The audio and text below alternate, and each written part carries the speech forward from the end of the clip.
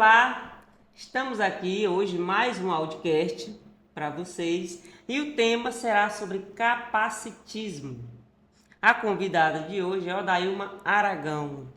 Quem é Odailma Aragão? Assistente social, mestra em saúde da família, integrante do Comitê Anticapacitista do CRES Piauí, que é o Conselho Regional de Serviço Social, e ela é uma pessoa com deficiência auditiva, causa hereditária.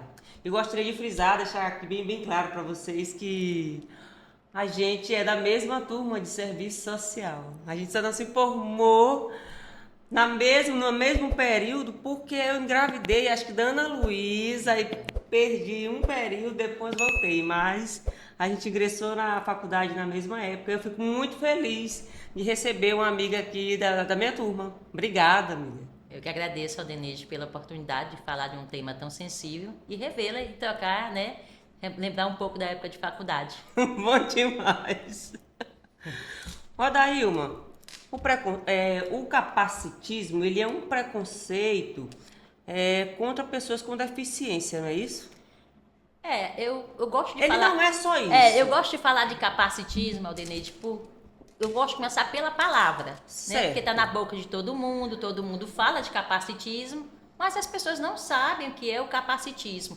A própria palavra, ela surgiu, né? A gente sabe que ela vem do inglês, né? Inglês, né? Que a gente sabe que tem uma conotação negativa, né?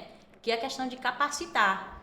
E aí a gente trouxe essa palavra para cá em 2012, está no nosso dicionário desde 2012, é uma palavra recente, novinha, Não. e colocou no nosso dicionário capacitismo. Mas o que é o capacitismo Pois mesmo?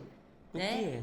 A gente vê que capacitismo é quando você realmente, é como se fosse uma pirâmide.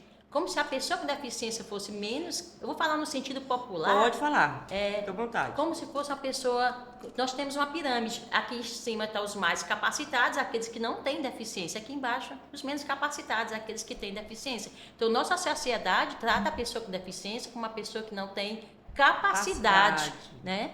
Não é a sociedade que joga isso pra gente, que eu sou pessoa com deficiência, é como se nós a gente não tem capacidade de estarmos na sociedade, como as outras pessoas estão. Isso é capacitismo, esse preconceito contra as pessoas com deficiência pelo biotipo, pelo corpo. Muito bom. Me diz uma coisa, Odailma, quando surgiu essa deficiência? Você nasceu com a deficiência auditiva ou foi depois que você descobriu que tinha deficiência auditiva? Bom, eu venho da família de surdos. Hoje a gente não fala mais pessoa muda e surda, né? Sim. Mesmo que a pessoa não fale, a gente só chama pessoa surda. Então, Agora você só fala pessoa surda. A gente fala pessoa surda agora, não fala mais mudo e surdo. O termo mudo saiu. Interessante, uma que esse Aí já termo começa a muda linguagem sempre, capacitista, né? Já começa a linguagem capacitista. A gente tira ou esse mudo, porque é de conotação pejorativa, e uma pessoa surda. Nem todo mundo é surdo, aí começou aí com o tempo foi mudando esses termos. Então, eu sou pessoa surda de causa hereditária, vendo pai surdo, meus avós, tios, e eu perdi a minha deficiência lá pelos 20 e poucos anos, 24 anos, mas eu só vim acreditar mesmo que perdi lá pelos 30, quando fui fazer um exame. Algumas pessoas me falavam, mas eu não nasci com perda auditiva. Eu fui com o tempo perdendo. Foi adquirindo com o tempo. Foi com o tempo, fui perdendo ela, que se é de causa hereditária, tem uma conotação realmente, né, hereditária, que vai perdendo, como meu pai também perdeu o fim da vida dele, ele ficou totalmente sem a audição. E a questão da pessoa totalmente sem audição, o aparelho ainda ajuda, ainda resolve? A pessoa que é surda com grau profundo, hoje nós temos outras técnicas, nós temos aí um implante coclear, né, dá para ouvir, mas tem pessoas que realmente não têm um implante coclear ainda, Aldenide, ainda é um sonho na vida das pessoas com deficiência. O único recurso que nós temos hoje é a tecnologia. Sim. Hoje eu uso um aparelho que o SUS hoje dá o aparelho, mas o meu aparelho já é um pouco mais caro, não é disponibilizado pelo SUS. É um aparelho que tem Bluetooth, que eu regulo pelo celular. A gente quase nem vê, né? A gente não vê. Tem os internos, o meu externo, que a gente tem que deixar um pouco o ouvido ventilar. Mas hoje o que está a favor da gente é a tecnologia. Pode uma pessoa que é surda, que não escutava, voltar a escutar? Depende de uma análise médica. Se um implante coclear hoje pode ajudar a minimizar isso, Mas isso é uma incógnita ainda. Pode voltar. O aparelho, ele é indicado em alguns casos, outros casos não. Sim. Vai depender, né? Isso é uma questão bem mais Bem médica. mais profunda, né? É.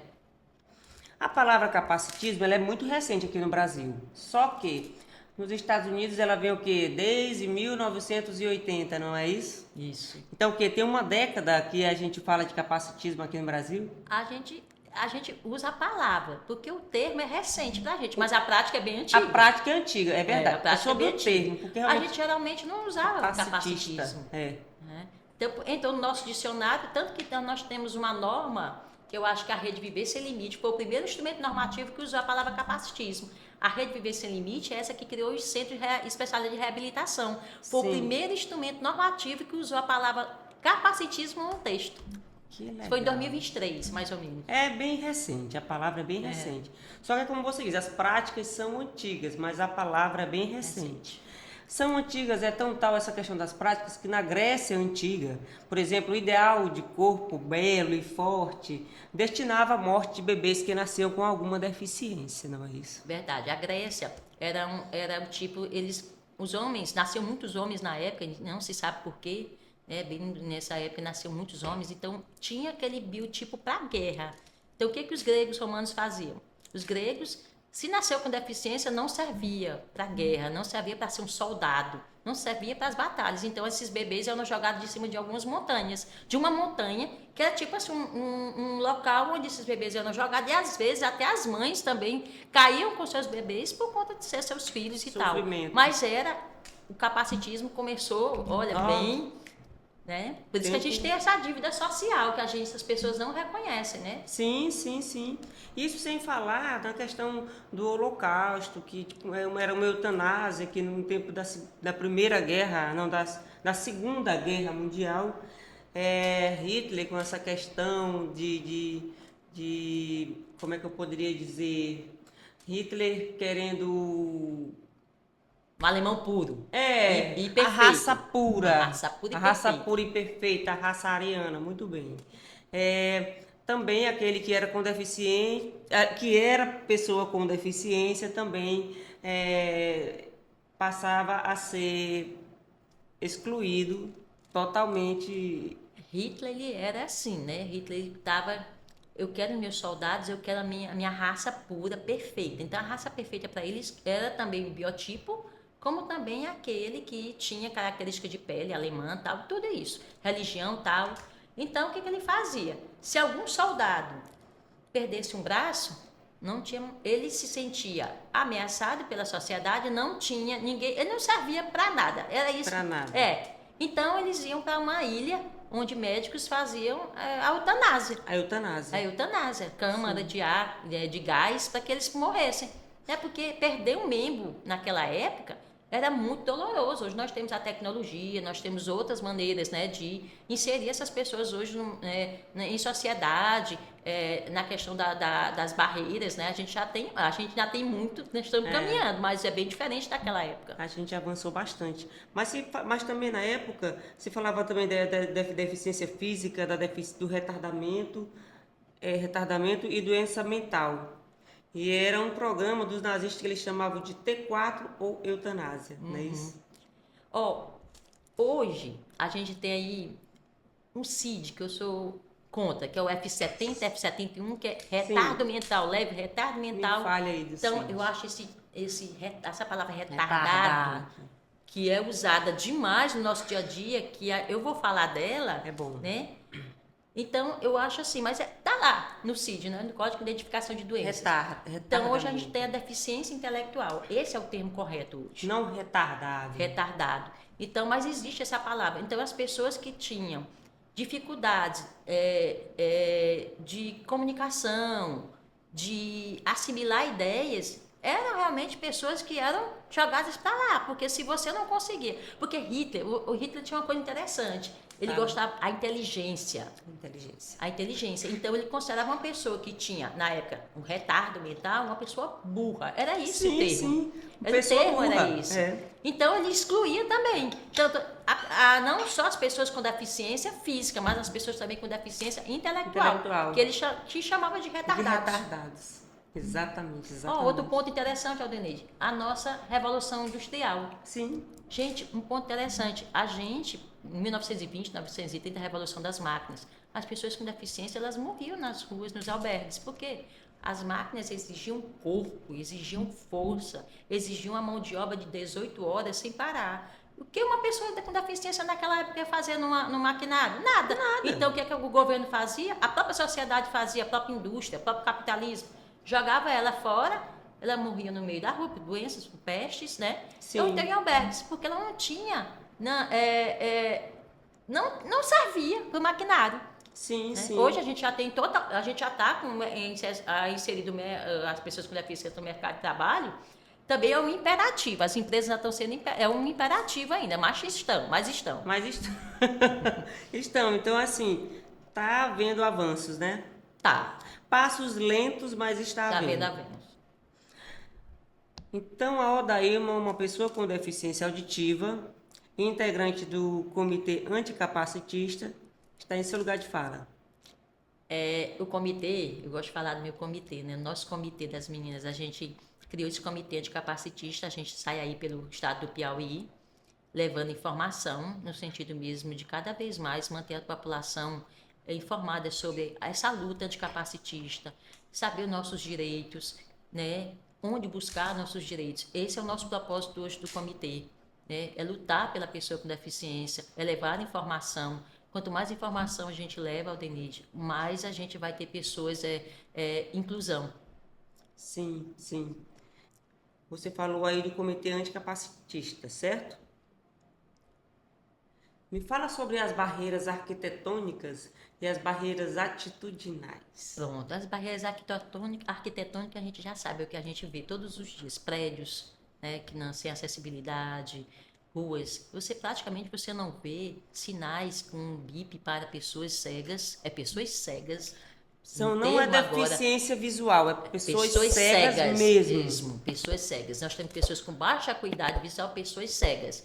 Hoje a gente tem que entender que não adianta estar com aquele romantismo, não. Pois Eu é. gosto de ser chamada de pessoa surda. Ou seja, não a Odailma com deficiência auditiva, mas eu sou pessoa surda. Então, quem Entendeu? tem deficiência visual é pessoa cega. Pessoa cega. Pronto. Eu tenho deficiência visual. O que você acha? Sou pessoa cega. Pronto. Então, tem aquela imagem para cego ver? Sim. É isso. É chamar mesmo a pessoa. Eu gosto de ser chamada. É igual você encontrar outras pessoas com deficiência, você romantizar, ou então você tentar trazer um termo para infantilizar. Eu não gosto de ser, pessoa, coitadinho, pessoa com deficiência. Assim, qual? Auditivo. O que você é? Pessoa surda. Pronto. Isso não te ofende? Não me ofende de forma alguma. Muito pelo contrário. Eu herdei o que é melhor do meu pai. A surdez dele. Eu tenho muito orgulho disso. Isso me ensinou muito. Me amadureceu muito, Aldenide. Que coisa boa. E quando a gente fala de barreiras arquitetônicas, os surdos, a gente não tem um bip no sinal quando a gente vai passar uma faixa. Né? A gente precisa melhorar muito. São essas barreiras de prédios, escolas, são essas questões dos apoios às pessoas com deficiência em casa, os idosos, pessoas com mobilidade reduzida, né? Com essa questão todas em banheiros públicos, nas escolas, crianças. Então é isso. E as atitudinais são as nossas atitudes do dia a dia, como a gente vai tratar, são esses termos, né? Esses estereótipos pejorativos, né? Que faz com que a gente se sinta realmente um pouquinho, a gente adoece. A pessoa com deficiência hoje está se suicidando muito, temos muitas pessoas com deficiência se suicidando. No Setembro Amarelo a gente trabalha muito isso por conta do próprio preconceito, né? Da falta de inclusão. Então, se você é uma pessoa com deficiência, nascer no Brasil, eu falo, é como se você assinasse uma carta de morte. Preto, pobre, pessoa com deficiência, gay, lésbica, você está assinando sua carta de morte. Nós vivemos num país preconceituoso, difícil, né? Então, todos nós, quando a gente tem essas 5 coisas, a gente sofre muito. Por isso que são coisas que interseccionais, né? Porque vai passando de várias racismo, preconceito, homofobia. E quando a pessoa com deficiência, ela sofre do mesmo jeito. A luta é grande, né? Então, essas atitudes e as barreiras arquitetônicas, quando elas se juntam, mas a gente está caminhando aí a passos de formiga, mas estamos caminhando. E eu não posso perder minha fé. Aqui na nossa cidade eu vejo muito essa questão das barreiras arquitetônicas. Vejo muita gente sofrer isso na pele. Na época que eu estive à frente da Secretaria de Direitos Humanos, era uma questão, era, não, é uma questão a ser resolvida. Mas é como você disse, a passos lentos, Passos quem lentos. sabe a gente chega lá. Passos lentos. Dailma, aqui no Audicast a gente fala sobre verdades, mitos e curiosidades. E dentro do nosso tema, nós iremos te fazer algumas perguntas. O que significa capacitismo e por que é importante falar sobre isso? O capacitismo é a exclusão da pessoa com deficiência. É exclusão. É a exclusão dele. É quando você... Não é só o preconceito. Não é só... É a exclusão dele. Certo. É quando você realmente diz que aquela pessoa ela não tem capacidade para fazer algo por conta da deficiência dela. A grosso modo é isso. A gente não precisa romantizar o conceito. Certo. Capacitismo é isso. Tá? Certo. E por que a gente tem que combater? Porque a gente precisa... O combate do contra a inclusão é uma guerra mesmo. Nós precisamos incluir essas pessoas, nós precisamos dar vida a essas pessoas, dar vida não no sentido de viver, respirar, mas no sentido de dar trabalho, de incluir, da escola, trazer uma escola, trazer uma educação realmente de inclusão. É isso que a gente precisa. As pessoas sofrem, que isso, uma família sofre, toda uma família sofre, a sociedade sofre. E a gente está aí lutando no dia a dia. Isso, o capacitismo tem esse conceito de realmente é o biotipo, aquele modelo biomédico. Sim. Do corpo perfeito. Feito. E a gente trabalha com capacitismo, na luta de capacitismo, lutando pelo social, a inclusão dessas pessoas. Né? A nossa luta é essa. O termo capacitismo tão novo, mas uma luta de séculos e séculos e séculos. Hoje a gente conseguiu minimizar muito, mas a gente ainda tem muita coisa para fazer, Denise. Eu tenho certeza que as professoras de serviço social devem estar batendo palma. Com certeza. Incrível, Adema, incrível. O que é o capacitismo estrutural, Adailma? Ele está enraizado na sociedade. Então a estrutura é a raiz. Está na sociedade, está na raiz, está nas nossas normas, está nas instituições. Né? E aí ele vai direto para nossas políticas públicas, ele sai. É isso, ele está na nossa instituição, ele está na sociedade, ele está no olhar, ele está nas instituições, ele está no atendimento. Esse é o capacitismo estrutural. Não, tá aí, mas assim, uma questão pessoal. Se eu estou na rua, enquanto uma pessoa cega, não é isso? Uhum. Não é uma pessoa com deficiência visual. Quando você vai escrever, você escreve. A pessoa com deficiência é a pessoa cega. Então, tá. Eu vejo uma pessoa cega. Eu não sei a maneira que eu vou ajudar. Então, eu faço da minha atitude que ela seja a melhor possível para ajudar aquela pessoa. Aí me vem uma dúvida. Até onde eu estou sendo capacitista nesse momento? Boa pergunta, Denise. Gosto muito dessa pergunta e eu tenho uma resposta bem fácil. Pergunte se ela quer ajuda. Pergunte se ela quer ajuda. Você quer? Pergunte sempre. Você não vai ajudar, porque às vezes não. Nós temos possibilidade sim de nos locomover. A gente aprende, a gente perde uma função, mas uma outra fica bem mais aguçada. Sim. Pergunte. Pergunte. Você quer ajuda? Se ela disser, não, eu posso, você respeita. Bom. Pergunta fácil sim, você sempre perguntar. Não tem problema nenhum. Daí, você quer que eu aumente o som? Eu disse, não precisa. Às vezes a gente tá no dia a dia, eu vou te dizer uma coisa. No meu trabalho, as pessoas têm dificuldade muito ainda de trabalhar ao lado de uma pessoa surda. Como é que você vai falar com uma pessoa surda de costa para ela?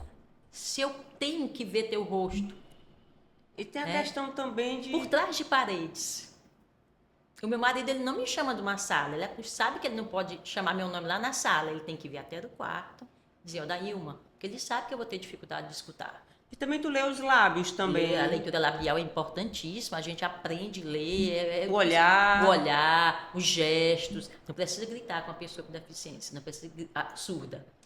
Não precisa. Você só precisa estar na posição correta para conversar com ela. Bom Olha, igual demais. você falar com a pessoa é cadeirante. Sim.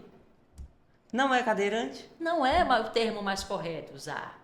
Fala como é que se usa Pessoa agora. que faz uso de cadeira de roda, pessoa que faz uso de Jesus. equipamento de locomoção. Quando você fala cadeirante, você coloca a deficiência na frente da pessoa, a cadeira, o objeto na frente da pessoa. Então o Cadeirante. certo agora é Pessoa faz uso de cadeira de de roda. rodas. Gente, que incrível. Aí começa a questão da linguagem. Da linguagem, a gente Anticapacitista, vai dos falar termos. sobre isso. Então é isso, a pergunta é justamente essa: como a linguagem pode reforçar atitudes capacitistas? Nós temos várias. Cadeirante, né? Acabei de falar para você. Ah, você. É igual você tá num local, a pessoa tá com barulho. Você é surdo, eu tô falando contigo. E se a pessoa for surda? Surda. Você é cego, tu não tá vendo não? E se a pessoa tiver baixa acuidade visual? Sim. Não, são termos que a gente usa, a gente nem percebe. Eu às vezes me pego chamando meu marido de surdo. Tá surdo? Eu tô falando contigo. Mas aí às vezes eu olho assim, meu Deus, isso é uma linguagem sutil, a gente usa no dia a dia, né? Sim. Ah, é dá, não sei o que, dá tiro no escuro, né? Fulano, não sei o quê. Sim. Então esses termos é retardado, você é louca, você é louco, Sim. né? São termos que realmente são pejorativos. E a gente sofre com isso. Sofre demais. Então a gente começa a trabalhar esses termos. A primeira coisa que você deve fazer no dia a dia é se policiar. Porque se realmente você estiver falando com a pessoa surda, com a pessoa que realmente tem baixa acuidade visual, né? Uma pessoa realmente que tem. Tu é aleijado, tu não alcança, né? É. Se realmente a pessoa tiver uma perna realmente um pouco maior do que a outra, né? Ter cuidado com esses termos, ele realmente deixa a gente bem para baixo. Machuca. Machuca, sim. Então essa forma do capacitismo está mesmo presente no nosso dia a dia, né? Começa pelos termos também. Começa pelos termos. Quais expressões comuns carregam preconceito contra pessoas com deficiência? As expressões comuns? As expressões comuns. Aleijado. Aleijado. A gente tem jama. Fulano é aleijado. Ainda hoje pessoas falam Aleijado. Principalmente as pessoas mais velhas, porque elas desconhecem que esses termos vão mudando. Sim, Pessoa esses termos, Aldenide, às vezes eu não gosto de citar porque dói. Dói. Eu fico um pouco, né? Sim. Se você for ver, aleijado é uma coisa tão... machuca tanto, né? Tanto É que tão hoje... grotesco, tão... E tem outro termo muito interessante que a gente usa muito. Fulano é PCD. Você está resumindo a pessoa a uma sigla. PCD, que é a pessoa com deficiência. Muita gente trabalha, até no ambiente de trabalho, até mesmo nos concursos públicos. Fulano passou no concurso é PCD. Você resume a pessoa a uma sigla. Eu não sou PCD, eu sou pessoa com deficiência. É o nome todo. Você pode até escrever a sigla, mas fale o nome todo. Você não pode resumir ninguém em uma sigla. Há um termo aí que a gente usa no dia a dia. Sim. A gente nem percebe. Não percebe. É estrutural mesmo. É estrutural. A gente tem, é como se a gente tivesse, Aldenede, que montar uma sala de aula e alfabetizar todo mundo. Todo mundo. Novamente, desconstruir e se reconstruir. E daí umas pessoas elas precisam estar atentas para isso, porque assim, a grande questão é que a gente precisa estar se reciclando o tempo inteiro. Estudando, acompanhando os noticiários, sei lá, tem tantos meios de comunicação que podem nos ajudar a entender sobre certos temas, mas tem pessoas que às vezes, eu não digo nem, não sei se aprende, mas que sabe, mas continua utilizando os termos. Vício de linguagem. O vício de linguagem. Aí fica complicado. Como a mídia retrata pessoas com deficiência e quais os impactos disso? A mídia tem a mania de estar romantizando, né? Romantizando. Romantizar propagandas e tal.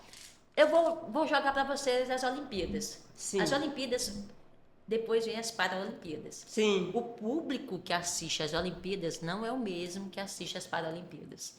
Ninguém para no trabalho para assistir às Paralimpíadas. Verdade.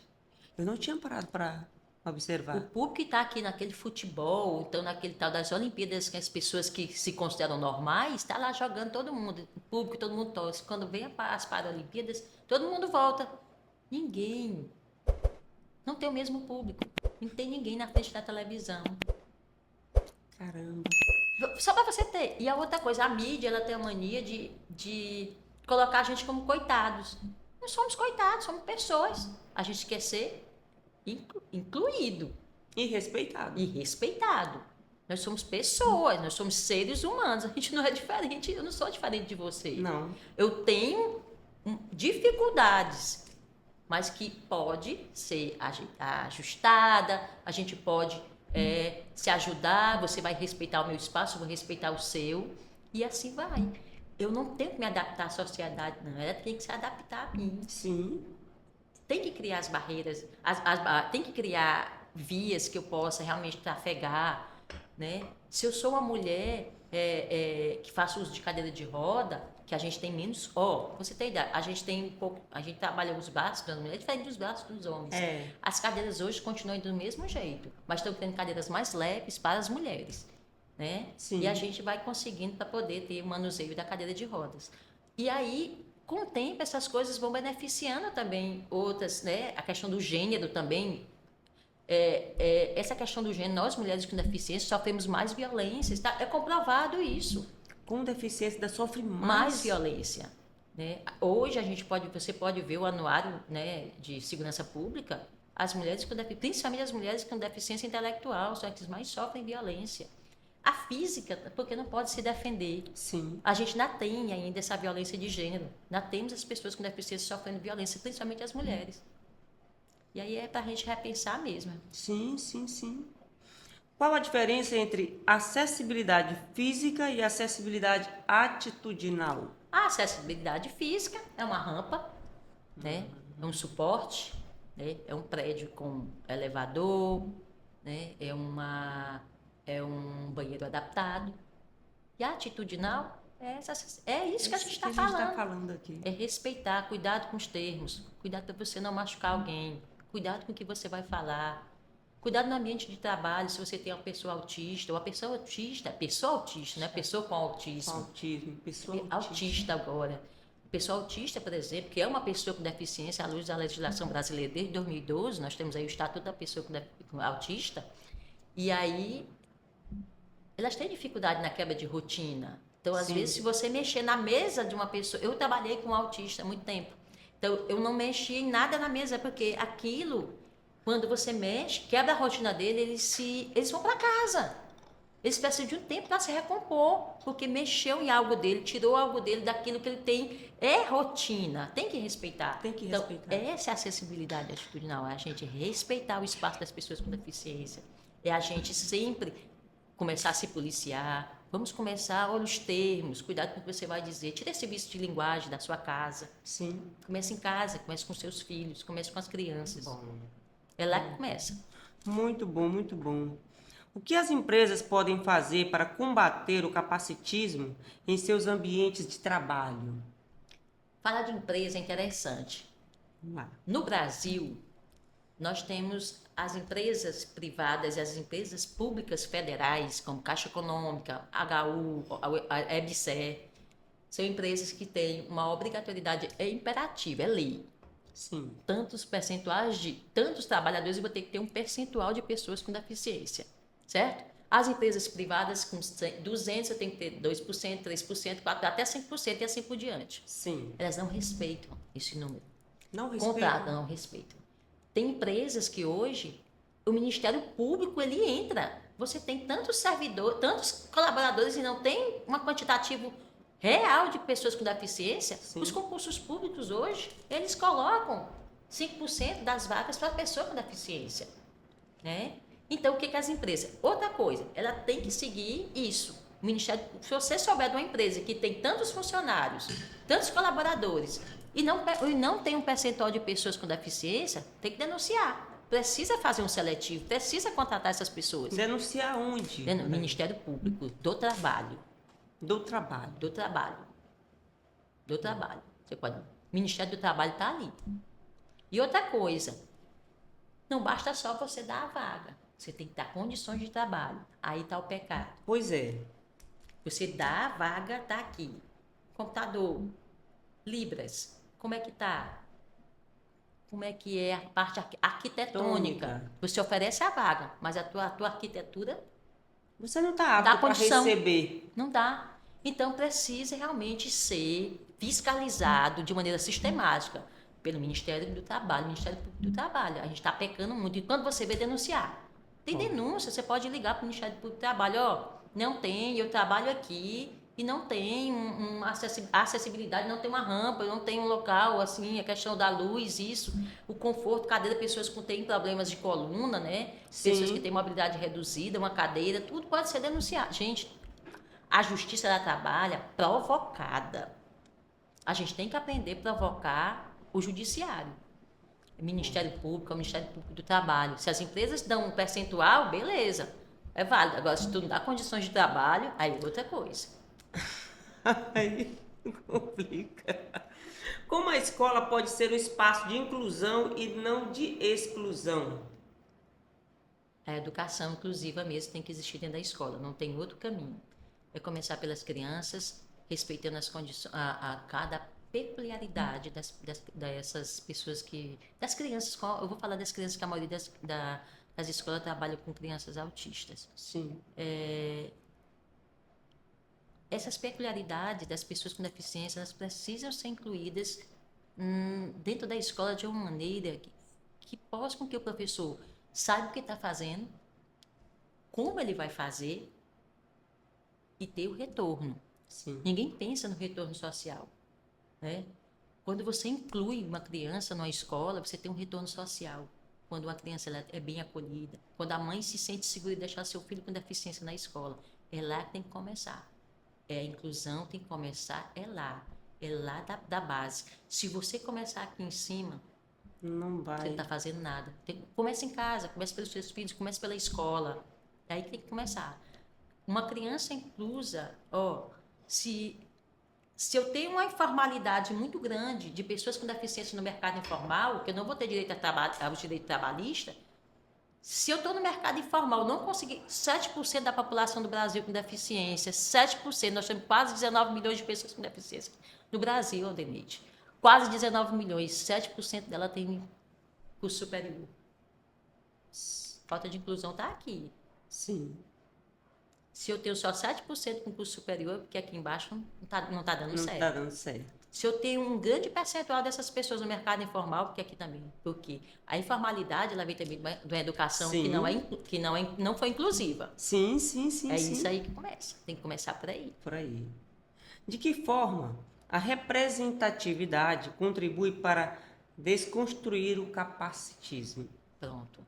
Precisamos de ter pessoas com deficiências. Por isso que eu falei para você, assim que a gente estava conversando da maneira informal. Nada sobre nós sem nós. Como é que tu vai chegar bem aqui e conversar com a pessoa sobre capacitismo se ela não tem deficiência? Como é que eu vou? É diferente. Eu sou uma mulher cis, né? Sou uma pessoa surda e sou mãe de uma adolescente autista. Então, eu conheço. É diferente de sentar aqui e eu não sou nem pessoa com deficiência e nem tenho alguém na minha família. Né? Então, nada sobre nós, nada sobre a pessoa com deficiência sem a gente estar junto, sem a gente participar. Nada de fazer seminários, nada de fazer workshops sem nós. Isso é a representatividade. A gente está dentro das instituições, a gente está participando.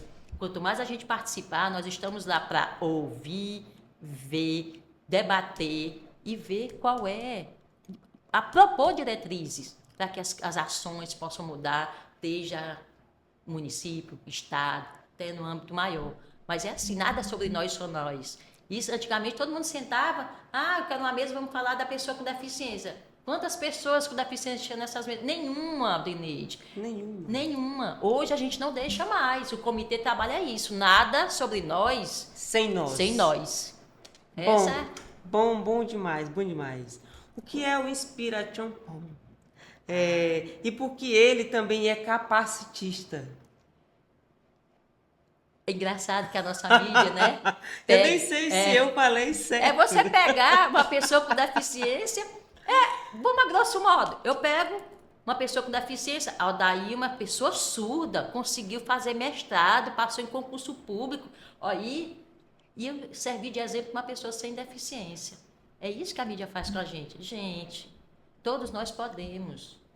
Basta a gente ter os meios. Então, nós não estamos aqui para servir de romantizar a nossa vida. Eu tenho minhas dificuldades, como todas as pessoas têm. São dificuldades diferentes? São, porque eu tenho uma deficiência.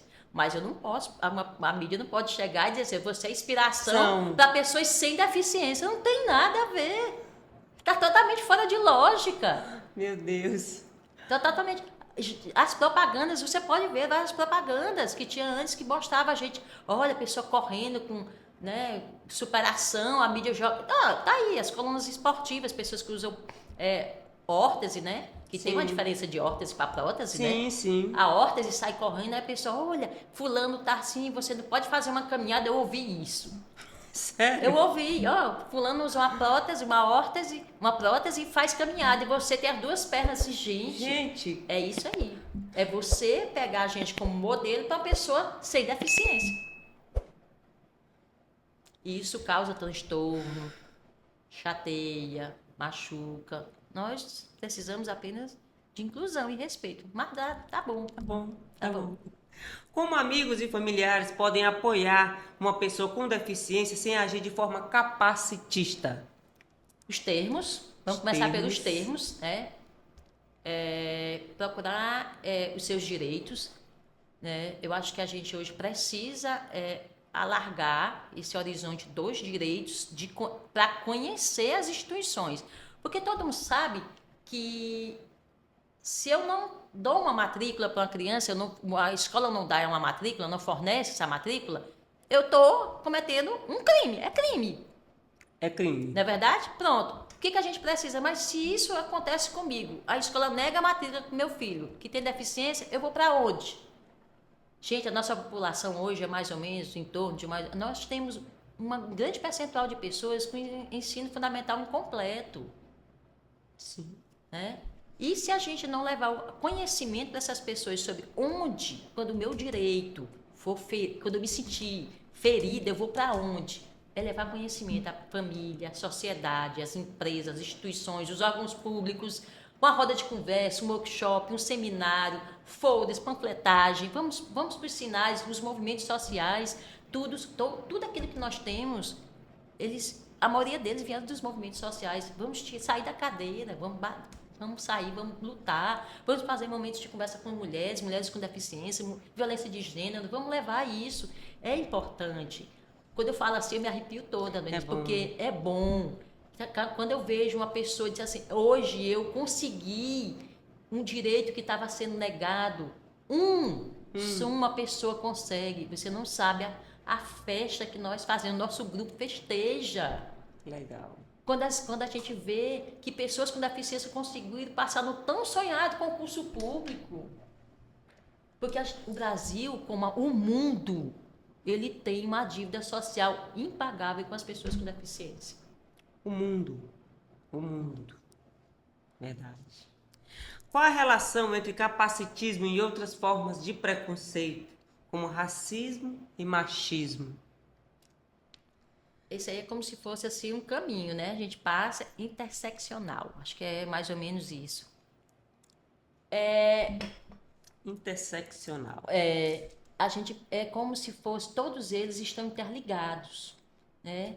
Todos eles estão interligados, porque o racismo, ele a pessoa que sofre preconceito pela cor, ou pela condição financeira, ou outros preconceitos, ele sofre tão quanto uma pessoa com deficiência quando ela não é incluída, né? Como o machismo. O machismo, gente, é interessante que a gente fala do machismo, a gente lá lembra do patriarcado, nós dizemos uma tríade, né? Machismo, o patriarcado e o capitalismo. Sim. Todos são excludentes. Então, o patriarcado, ele traz isso. Ele traz o preconceito junto, ele traz a questão de gênero, né? Sim. E o capacitismo, ele perpassa tudo isso também. É o mesmo caminho, eles andam, né? É uma questão mesmo interseccional mesmo. Então, todos sofrem, como se a gente estivesse no mesmo barco lutando. Lutando. Tanto que tem comitês anticapacitistas, comitês na luta contra o racismo e a gente se une, porque a gente sabe que nós somos minorias. Aí é necessário, faz parte. E para a coisa acontecer, tem que se unir mesmo. Exatamente. A união faz a força. Exato. Os movimentos sociais. Os movimentos sociais. Bom. O que cada pessoa pode fazer para rever suas atitudes capacitistas no dia a dia? Eu vou repetir os termos. Vamos Repita. começar por aí os termos. Repita. Vamos começar. Cuidado, é sempre bom repetir. Cadeirante é pessoa que faz uso de equipamento de locomoção, pessoa que faz uso de cadeira de rodas. Por favor, sociedade, por favor, instituições, rampas, por favor, locais de acessibilidade. Vamos cuidar, vamos se policiar em relação aos termos, vamos começar realmente a incluir as pessoas, vamos realmente, no mercado de trabalho, abrir porta para essas pessoas. Vamos olhar para essas pessoas realmente com um olhar diferenciado, vamos combater o preconceito, vamos combater o capacitismo, vamos para a luta, vamos levar informação, vamos para a zona rural. Gente, as pessoas na zona rural são carentes demais. Tem muitas pessoas com deficiência na zona rural que desconhecem seu direito, desconhecem o BPC, desconhecem se ele tem direito a um equipamento de locomoção. Gente, eu não gosto da palavra negligência. Sim. Por que eu não gosto da palavra negligência? Eu cheguei uma vez, eu vou contar rápido essa história. Pode contar. Tinha uma família que tinha uma criança que estava prestando um equipamento de locomoção. Não me recordo. E aí foi escrito por um órgão que a família era negligente. Se o Estado me nega, se eu não tenho condições e se eu não tenho a informação, quem está sendo negligente? O Estado, Sim. não a família. Se eu não tenho a cultura do cuidado, se eu não tenho a cultura da informação, se eu não tenho uma escolaridade que possa, né? Que a sociedade é que tira a escolaridade da gente. A sociedade não, o Estado é que tira. Que tira. Então, de quem é que está sendo negligente? O Estado, não a família. Então, levar informação, respeitar essas famílias com as suas especificidades é importante, Aldeneide. Vamos levar informação e incluir desde a base escolar para as nossas crianças na escola. É importante levar isso nas escolas. Não é difícil, não é impossível. Dá para fazer isso, gente. Dá para levar informação para a escola. Dá para levar. Dá para sentar com as nossas crianças desde o maternalzinho, do jardim, eu nem lembro mais, mas a gente vai ensino fundamental. Vamos levar informação. Vamos falar do Estatuto da Pessoa com Deficiência. Vamos mostrar quais são as barreiras. Vamos começar da infância para que a gente possa ter uma sociedade daqui mais ou menos 50 anos, que a inclusão está aí, daqui a 50 anos podemos ter uma sociedade mais inclusiva. Daqui a 50 anos. Então vamos começar pelas nossas crianças, vamos levar informação, vamos levar para aquelas pessoas realmente que não têm acesso. E a família, ela começa por aí. Eu não sei nem se a família... mas a família, quando ela não tem conhecimento, então o Estado tem que levar. As instituições têm que levar informação. Sim. Porque quando a família conhece a informação, ela vai atrás. Ninguém quer ver seu filho sentado no chão sem uma cadeira de rodas. Ninguém quer ver seu filho com a perna necessitando uma órtese, né? Por não ter. Por não ter. Porque não tem informação. E, além de tudo isso, da informação é que essas pessoas têm acesso a esses equipamentos. É que as pessoas têm acesso a uma sala de aula inclusiva. É que as provas dos alunos sejam, de fato, dentro da realidade de cada um. Sim, né? sim. Nós somos individuais e intransferíveis. O professor capacitado, o professor saber o que é autismo, como não é birra, não é só birra. É que às vezes a pessoa autista, ela se sente num ambiente, um ambiente realmente adequado para ela.